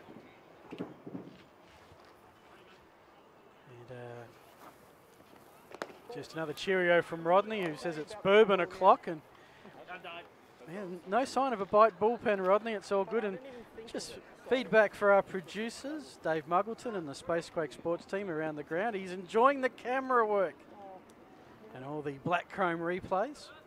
You've got a fan, guys. And curveball just a little bit inside there. 2-0. Carroll possesses a low mid-80s fastball, low 70s curveball, and a good mid-high 70s changeup. He uses all 3 to mix in and out. Usually spots up, doesn't walk too many batters. So far we've seen. The Carp were very good late as Rozier makes Hutchings work for it. And as much as Mead had headed down to second, he scampers back. Fly out, and the first out for the Carp. Very good late last week. 3 runs in the 5th and 3 runs in the 6th of a 6-inning game. Carroll will be hoping for a pretty quick inning here because the Crushers are going to need this, I think, to go 7. Yeah, so far they've been held to 1 hit. A couple base runners through the walk only. Throw to first, keeping Mead nice and close. But their offense has been pretty stagnant tonight. something that we haven't seen any of the clubs in the first round or first 3 rounds, first time through they played each other, they were able to do. They were one of the lead leaguers in average and hits for all the teams. Well, last time round they met to open up this competition, and it was the Crushers defeating the Carp 7-1. Well, in the hitting column tonight, it's the Carp 7 and the Crushers 1. This is quite a turnaround, and Crushers probably lucky that those 7 hits have only led to 2 runs. So far, yeah, they've been just kind of getting the leadoff man on and not being able to score them. The 2 out hits have eluded the Carp tonight, but they're still looking this inning. They had the leadoff man on once again and looking for hopefully another run or maybe something crooked for their sake. Big swing and a miss, and that'll be Carroll's first strikeout for the night, and Wilson Lee his second strikeout. Mason Clavel comes up, they've sung his praises a fair bit, a single and a ground out. Just look, it's interesting the way that the Carp have got on base coming in, just the 19 hits from their 3 games, a lot of those last week, 19 hits, 10 walks. They lead. Mead running. There's a play from his knees from Hernandez, just a little bit late. Stolen base for Curtis Mead. Yeah, Curtis Mead, he's very good at that. Baseball SA last year was 13 from 15. So that's around about the 86% mark. He had a good jump from the lanky reliever, Carroll. Hernandez had to throw it from his knees, knew he didn't have much of a chance. It was a good throw, just Mead speed was able to get that bag for him. Now he's in scoring position with 2 out for fellow Adelaide Bite young man Mason Clavel. This one will set Herrera a task. Goes on one knee, genuflects and says, I'll put that one out of here. And that'll do it for the Carp. They got one on, got him in scoring position, but leaves stranded. And now the Crushers have 6 outs to do something about this 1 hit and the 2-run deficit. Yeah, the pressure's getting on to do a little something. It's getting to the late innings. We're under 30 minutes, as you can see on the screen there. We got 27 minutes, 53, 52 seconds. And we do have, part of the Super League is the timed games. So normally it would be a 7 or a 9 inning game, but with the time, this being 7 innings, but with the time it could actually be less if things don't proceed at a quicker pace. It's going to be interesting. Crushers usually by this stage of the contest have put runs on the board left, right and centre through a variety of hitters. You mentioned that the Carp have made the change on the hill. Yeah, we got another Wojtek call to the bullpen here, and that was a great inning there by Jack Hickenbottom for his first one in the Super League. Got himself a strikeout to end that inning after first guy on, help from his defense and a caught stealing. Yep. But the Carp now have gone to back to some veteran, turned it over to Wilson Lee, young man from Sturt, who's going to be throwing a little bit there, but he's also going to be out a key man out of the Bite bullpen probably this season. So Wilson Lee will be coming in from right, so I assume that we're going to have a couple of fielding changes, which once we know, you'll know. Well, it looks like we got Nick Carfora taking over in right field, number 21. I think that's going to be the only change that I can see out of the men on the field currently. So just moving my magnets around here. The Wilson Lee comes in, has pitched in 2 games, just the 2 innings pitched, 4 hits, 3 earned runs. 2 walks, 2 strikeouts. His ERA is 13.5. So he wants a few more innings, I think, to work on that deficit. Yeah, Wilson Lee, very, very good numbers in the SABL and in Europe this past year. His features a good fastball. He always has high strikeout numbers, but with that also comes high walk numbers. His control is a little spotty sometimes, and that's what gets him in trouble, is getting a few too many guys on with the walk. So we go to the Crushers. Let's see how they line up here, barring any changes. It's going to be starting 9-1-2. And that sounds like a poor start, but one of their hot hitters, Matt Hutchings, Wants to start off with a bite, but missed it and is down strike one. So it'll be Matt Hutchings followed by Herrera and Cakebread. They've got 24 minutes to get through this inning and to ensure that we go to a 7th. Of course, if they don't, it probably means they've had a really good inning and they might get the runs and want it to end in 6. So this whole time thing does flip the game on its head in so many ways. It does bring in a new little element for the coaches to think about as games start still proceeding when they're close, like this one is tonight, 2-0. Wilson Lee with the 0-1 pitch, high curveball, evens count at 1. Yeah, so there's a terminology that just escapes me that when you're in a 2-run deficit, basically it takes a little flare and then a big hit. Loop and a blast. Loop and a blast, that's it, thank you. Walk and a knock. Yes, we've got ourselves a walking baseball dictionary right next to me here, Rob Bussey. Great to have you on fastball board at this the year, knees mate. there from Wilson Lee. Good pitch. Hutchins took that one. Gets ahead, 1 and 2. Yeah, important for Lee to get some confidence here. He's been hit around a little bit at this level, and he's been hit here. That's going to be a play to left. Could be the blast before the bloop. It hits the fence, and we're going to have a stand-up double to Matt Hutchings. And now the tying run comes to the plate. Not a bloop, same effect. Yeah, the fastball up that that Matt Hutchings was able to get into, drove it to the base of the wall, hit off the Enervin Proudly Sports Baseball sign out there and get his team going in the bottom of the 6th inning here. Hit the fence about a third of the way up. So just hard to believe that is just the Crushers' 2nd hit tonight.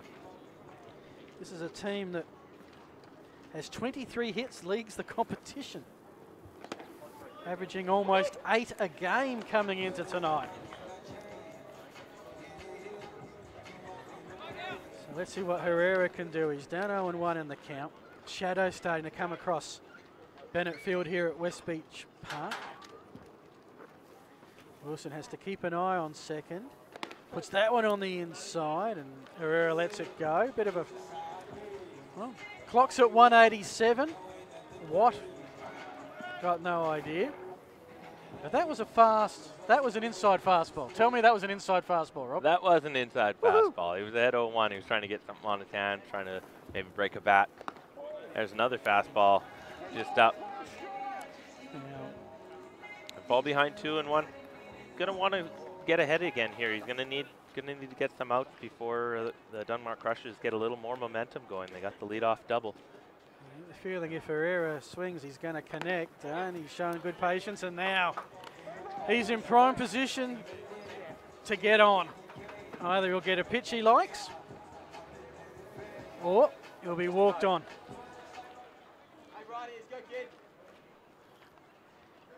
Couple of big pitches here for Wilson Lee.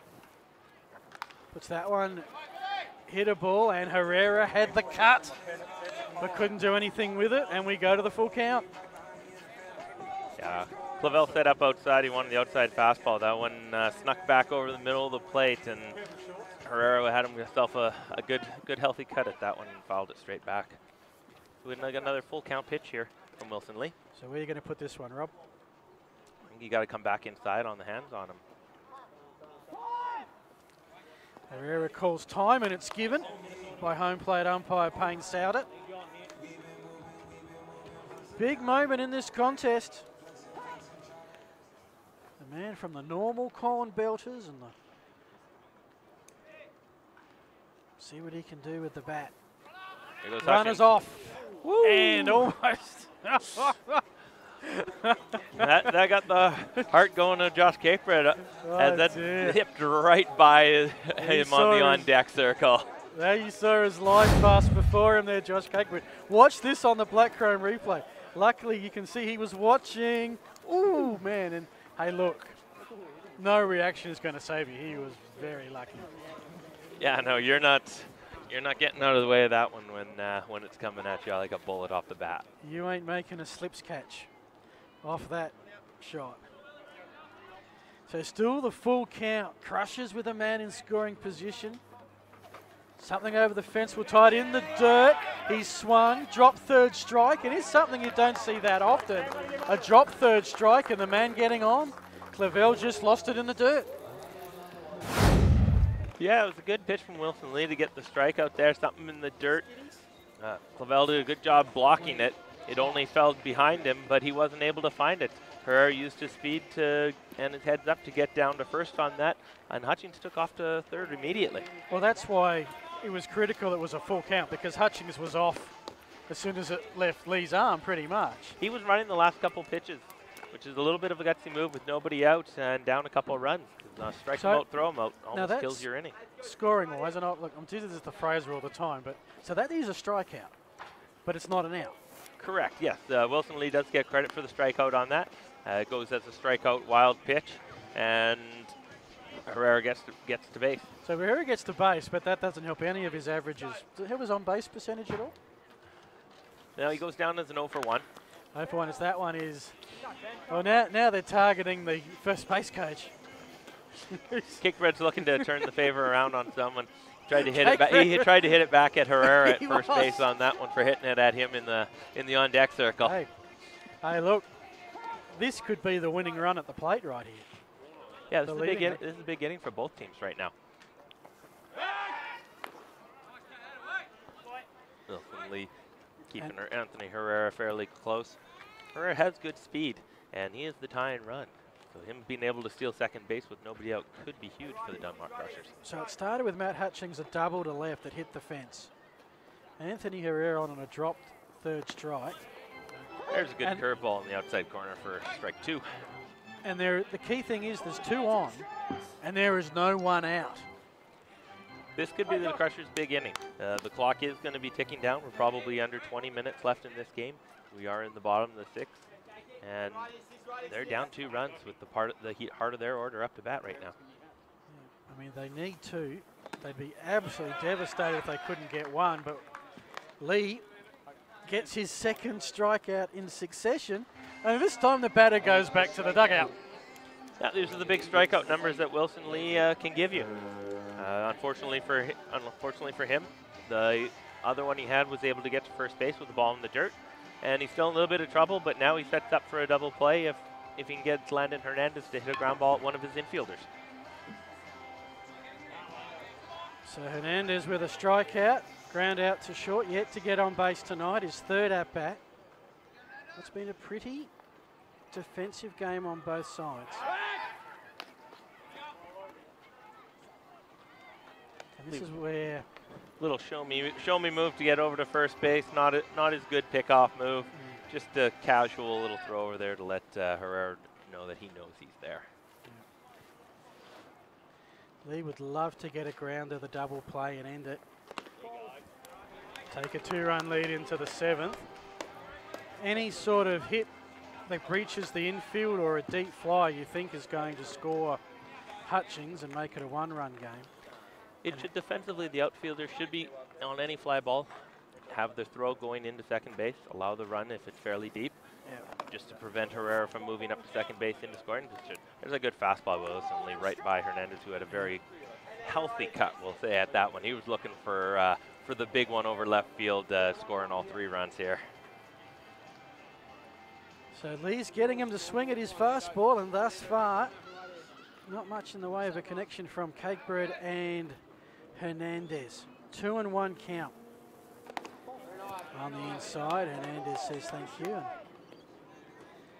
79 miles an hour on that one. Don't forget, there is another game. We'll be starting in just over an hour's time. The Wasps and the Clippers. Special play-by-play commentator. The Canadians are taking over the commentary booth. Stay tuned for that. On the outside, 3-1. Yes, usually I'm joined by Adelaide's own Fraser, but tonight, yeah, it's going to be a couple Canadians up here, as I'll be joined with Eric Ballner, and him and myself will be doing the play-by-play for the Wasps and the Clippers. Very disappointed Fraser hasn't got on the chat and got stuck into us during the night. Hernandez popped that one up, and that'll be a foul, and we go to a big moment in the ball game. Full count, 1 out, 2 on, 2 runs. the difference. That might be one that Hernandez wants back. He had a good swing at that 3-1 fastball, a little bit low and outside, but he was able to have a good cut. Expect Herrera to be running here 3-2 to try to stay out of the double play and at least score a run if there is a ground ball hit. This could be possibly the pitch of the game here. Stop. Fastball inside, misses. Ball 4 to load them up for the home run hitting Ben Andrews, who has 2 in his last 2 games here in the Super League and took one deep to center field last time, which keeping was able to track down close to the 380 sign. Well, still one out, bases loaded, a hit could tie this ball game. And we've seen a lot of firsts, Rob. You know what we haven't seen yet? A grand slam. No, that's one of the, and this is the man who does have the power to be able to do it for us. He's the man. High pressure stakes right here. First pitch, tried for the outside corner and got it. Andrew's happy to watch that one go past. High pressure situation, great job by Wilson Lee to get ahead. 0-1. Carp have done everything right until this inning. That one is going to be a foul, and of course a double play, and it can still be a scoreless inning. So much can turn on one pitch right now. Yeah, Wilson Lee's got Andrews exactly where he wants him, 0-2. Looking to put him away. So you're Wilson Lee, Rob. What are you throwing right now? I'm sticking with the fastball. I'm staying up and in on his hands. Don't want to throw anything in dirt where it can scoot by the catcher. No room for error there. So keep it away from being too low. Okay. Lee put that one over the plate. The outside got him swinging, and he's got his 3rd strikeout. That's a big one. I mean, every out's big, don't get me wrong, but that takes away the sacrifice. Yeah. Now they get the bases loaded, 2 out, down 2 runs. Bottom of the 6th inning, veteran Nick Talbot on up to plate here. Wilson Lee has 3 strikeouts this inning. And unfortunately for him, one of them was able to get on base. That's why we're still in the predicament one we of them are for sitting at second at the moment in scoring position. He's 2/3 of the way through a big jam. Puts that on the inside and gets the call. He's getting ahead in his counts, and he's making players swing and miss. The last 4 batters, after Hutchings put a double to the fence, last 4 batters have not put the ball in play. And Souter looks and says that's a ball, 1-1. 85-mile-an-hour fastball. Tried to overthrow that one. Gotten the confidence now in that pitch. His last precision pitching against Andrews. Out, in, and up. And now he's going after Nick Talbot the same way. Out, in, and that was down. And if you're a Carp fan, heart in the mouth is to anything down that brings dirt. Suddenly, where's the ball? Where's the ball? Yeah, anxious time for both teams here. The Carp know they're up by 2 runs, but with the bases loaded, a base hit, something extra bases could clear them. Base hit could tie it. That's a foul. And now Lee's swinging. Now he's a strike away from getting out of this. And what a morale booster that would be. We've got 11 minutes or so to get this inning done. So I think we're going to go to the 7th by something miraculous. He takes the sign, put that on there. Got him! Looking! Oh, Wilson Lee got himself a huge jam, and he bakes some scones. The Crushers load him and leave him.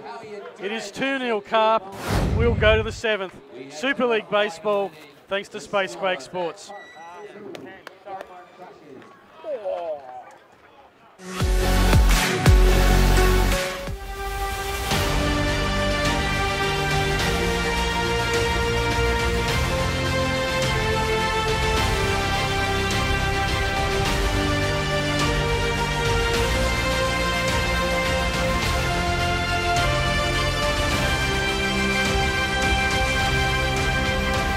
got two little horns and they give me a little bit.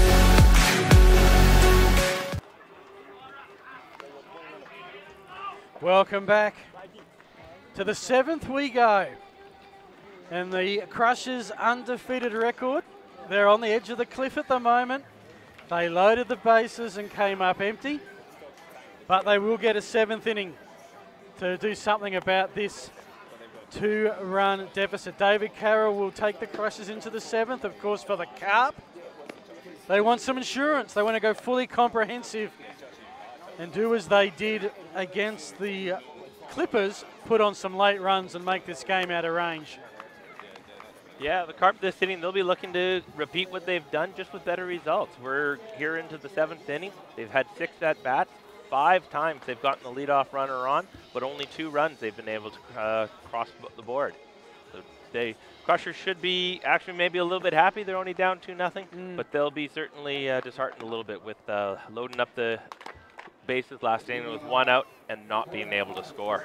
Oh, yeah. So for the Carp, we go to 7, 8, and 9. Sanderson, Keeping, and George facing Dave Carroll. Yeah, Carroll in for his 2nd inning of work. He was Herrera, we mentioned ad nauseum, #1 draft pick. Carroll was the Crushers' 2nd pick at number 8. Born in Las Vegas, born in Germany, spent time in Las Vegas, Czech Republic, and the Stockholm Cubs of Austria. I'm sure I mispronounced that.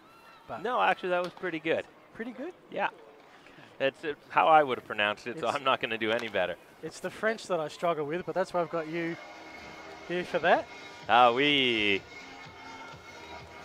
I'm looking forward. I believe that we're having a Japan night as part of the bite this year. Eric might illuminate a little bit more on that. Studied 4 years of Japanese, so I reckon I might get through that okay. That'll definitely be an exciting night for getting lots of fans up to see that one. There's a good curveball, just inside, misses. Just missed. So now we're in this situation where they continually play the music through the at-bats, which is a interesting way of presenting it, but it's this kind of league where you try some different things. Yeah, the fans seem to be like it. I see a lot of heads bopping and moving to the music in the stands as the game goes on here. Carroll's thrown 3 straight curveballs here, and count's gone even. Here's a 2-2 pitch. See if he goes back to the fastball. He does. Strike 3 on the outside corner. Gets Anderson for the 1st out of the inning. And that is first strikeout for Carroll. I think he's known more for being a wily pitcher than one that brings the heat. Sorry, 2nd strikeout. I do apologise. Ben Keeping comes to the plate. A walk and a strikeout thus far. Takes the first pitch. Pounding that outside corner. In the Czech Republic a couple of years ago, David Carroll gave up 92 hits in 88 innings, but only 28 walks. So he is a pitcher that does attack the zone, pounds, and like we've seen so far for tonight, he has gotten pop-ups and ground balls on his 1st inning of work. Carroll wind up and pitch, fouled back. Little excuse me swing there by Ben Keeping. What? An excuse me swing. He Okay. didn't want to go, but got a little too far that hit the bat, fouled off, and now he's down in the hole 0-2. Semi-committed. Didn't want to be committed, but just like trying to break off a long-term relationship. Just didn't quite know how to get out of it. I was going to make a marriage joke there. I'm glad you went there first. So that one is hit to Herrera.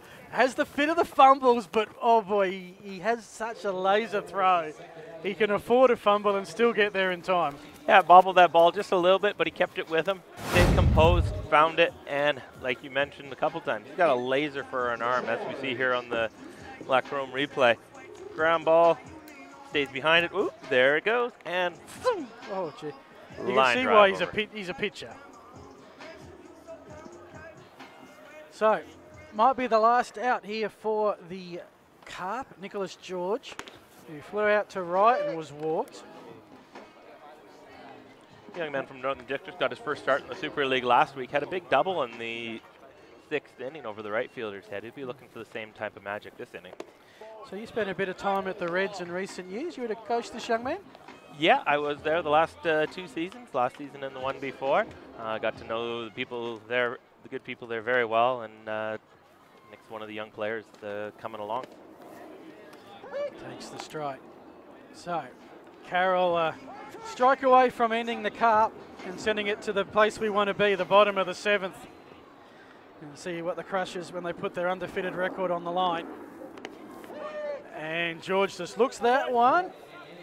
And that was superb work from Carroll. 3 up, 3 down. And before we head to the drama that will unfurl with the Crushers coming up their last at-bats, don't forget, for all the drama of the Australian Baseball League, there is nothing like being here live. Bites 2018-19 season starts November 15 at the Bandits, but their first home series against arch rivals, the Melbourne Aces, that is just 3 weeks and a day away. Thursday, November 22nd, first pitch 7:20. Games Friday night, Saturday night, 2 p.m. Sunday, to be followed by home series against the Perth Heat, the Canberra Cavalry, the new boys in town, Geelong Korea, finishing with the Sydney Blue Sox. We'd love to have you involved. There's going to be some more changes at West Beach as we build a great baseball stadium, our home here for Baseball SA, and there's plenty of membership options from $250 for an adult membership reserved seat down to $20 for a kids membership that includes a season ticket. Just go to adelaidebite.com.au, find a package that suits from a full season to just 4 games, and be part of the excitement that is the Australian Baseball League and the Adelaide Bite, the place to be this summer. We got some excitement here. We got bottom of the 7th inning. The Dunmark Crushers, the undefeated Dunmark Crushers, are down 2-0. One last crack at coming back here. We got the bottom of the order coming up, 6, 7, 8. Let's see if Coach Gladstone goes to his bench at all. Charlie Ashcroft's lead it off once again against Wilson Lee, who continues to pound the strike zone. Yeah, McMillan's next up. He's on deck. So, I mean, how big was that from Wilson Lee? Well, you get 4 strikeouts in the 1 inning, you mentioned. 4 strikeouts in an inning is quite rare. It's something that there's good fastball fouled off by Ashcroft that a pitcher would love to do. Unfortunately, it means somebody got on base got on a pass ball or a wild pitch on a strikeout. But when you can come back with good pitches like he made to the last 2 batters, you definitely earn those 4 strikeouts. Anytime you load the bases and come away conceding zippity-doo-dah, it's a big emotional momentum swing. Lee a strike away here, fouled off by Ashcroft. They're just struggling to get anything in play, let alone past the infield. Hutchings was the last man with that strong hit to the left field fence. Yeah. On the inside, and there's a ball, 1 and 2. Yeah, if the Crushers can't come back in this game, in this inning, they'll be looking at the last inning, 6th inning, as their downfall. If they had a lead-off double and loaded the bases with 1 out and couldn't score. But here's the 1-2 pitch. Way outside, even the count at 2s. Yeah, the only thing we didn't have to add more drama was the time clock. That would have just added it to have taken it to a whole new level. Yeah, it's nice to see games that aren't decided by time in baseball. Yeah, you're the traditionalist. I can see that. Absolutely. Designated hitter, what's that? As Wilson Lee gets a big strikeout, that is the last 6 batters faced. 5 strikeouts and a walk. Yeah, and as we'll have to mention, he's had lots of pitches this inning, and he does get 6 out, but he does only have 40 pitches. That's and right. That was his 35th pitch. So Blake McMillan. If he does get the 39 before the last batter, then he does get to continue and go over 40. Yep. But if this batter goes over 40, then he will be coming out. And he continues to just pound that zone as if he knows what he's at and wants to face the minimum. It's almost like he's saying, hit me if you can, and at the moment they can't. There's another good fastball in the outside corner. So McMillan, he's looking composed. There's probably a fair few butterflies on the inside at the moment. There's a swing at that, struck him out. That is 4 strikeouts in succession. That is 6 from the last 7 batters. Wow. And now, the Crushers' undefeated record is in the hands of a young kid at just his 3rd at-bat at this level. No pressure, is there? Well, sometimes when you're a youngster, you don't feel that pressure. You just take the moment. As Wilson shows the pressure and misses high. So we're at the 1-pitch warning, folks. The Carp in 3rd spot are on the verge of the first upset of the season. Puts that in the zone, 1-1. He continues to just attack the zone, go right at them, and like you mentioned before, just daring them to swing the bat and hit them. Little low. It's a ball. Baseball has a language and a dictionary all of its own.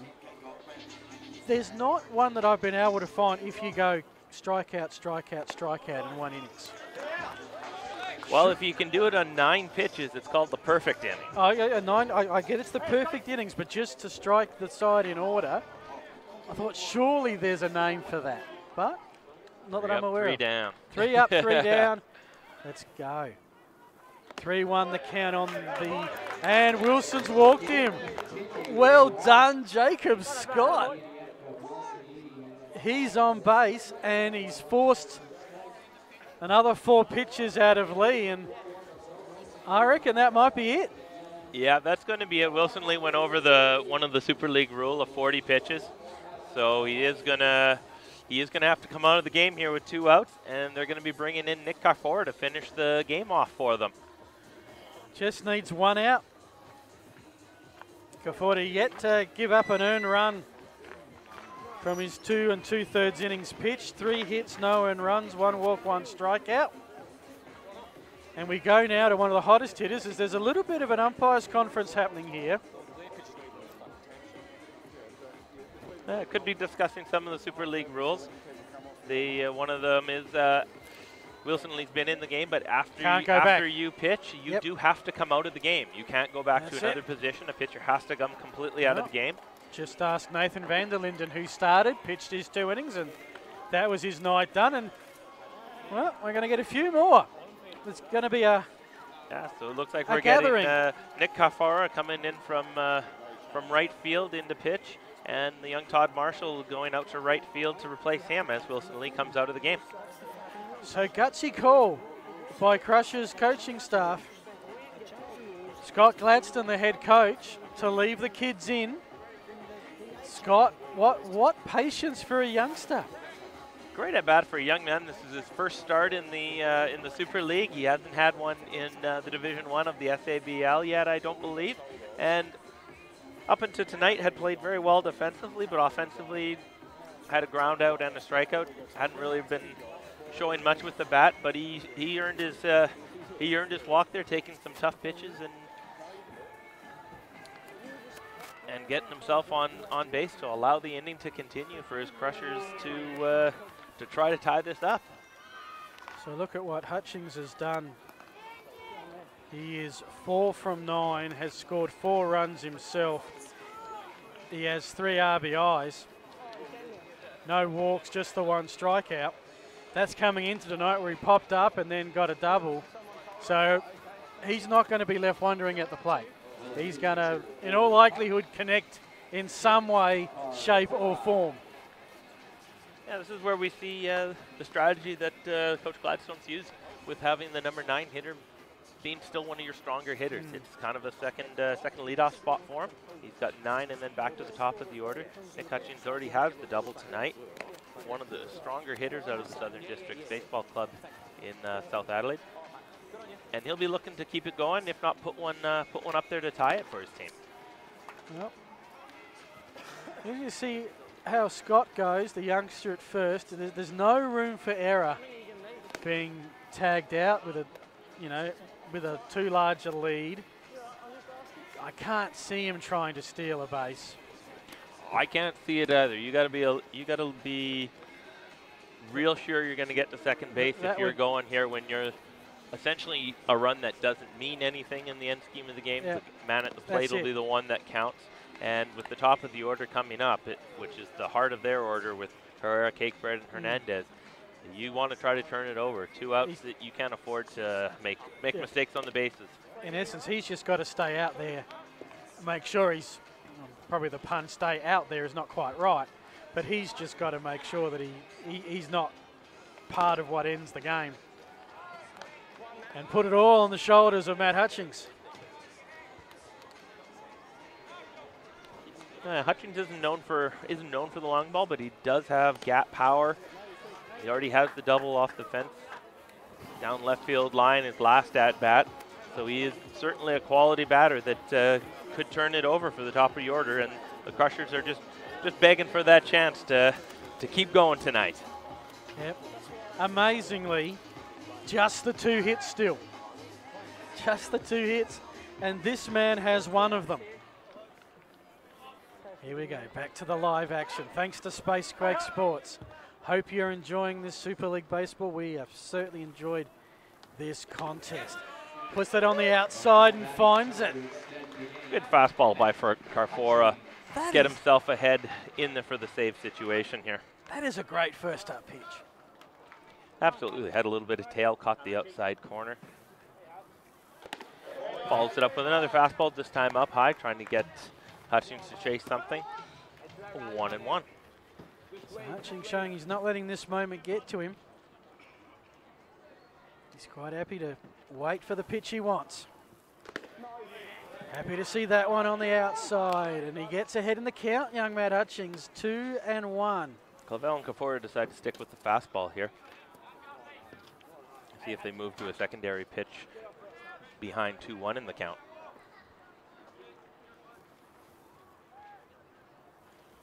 That one on the high side again. Another fastball up. Good patience here by Hutchings after being aggressive his first 2 times. The double here, knows he wants to do something. Now he's got himself in a hitter's count. Now.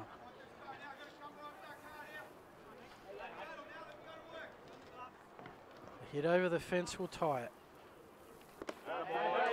And a walk will put 2 on, and now it's Herrera, the #1 draft pick. He is the winning run. Yeah, great at bat by Hutchings to continue, just to move it on to the next batter. He's now the tie and run, so something hitting in the gap could tie this game. Well, it's 2 separate pitches, but back-to-back walks after 4 consecutive strikeouts. We see all the outfielders for the Carp, all with their backs pretty much against the wall, playing a no doubles. They don't want to let that runner from first score. Yeah. Good first inside pitch there by Carfora to get ahead 0-1. And this is a ballpark. If you got a man with wheels at first and you can put something in the corners, I've seen it happen. Might be the only way that that Hutchings from first is going to be able to score is in the corner, because with the outfielders so deep, they'll allow that lead runner to score because he doesn't mean anything. But here comes the 0-1. You get that ball ricocheting around the fences. Puts it high, and we're back to 1-1. Great look there at a #1 draft pick who's flew out, double, got on base with the dropped 3rd strike. Happy to look at that. Now he's ahead in the count, 2-1. Yeah, it looks like they're struggling to find the strike zone right now, but that's the tough part of coming from the outfield without being able to throw a proper warm-up. I saw him down in the bullpen when this team was batting. He had a few, but it wasn't the full warm-up that he would have liked to have. Last 9 batters, so that one is fouled away. 2-2. It's what we call a Richie, Rob. Look at that scoreboard. It's 2-2-2. 2 on makes it a double, Richie. What happens if the batter's wearing number 22? Well, then we just take it to a whole new level. What it means is something is about to happen.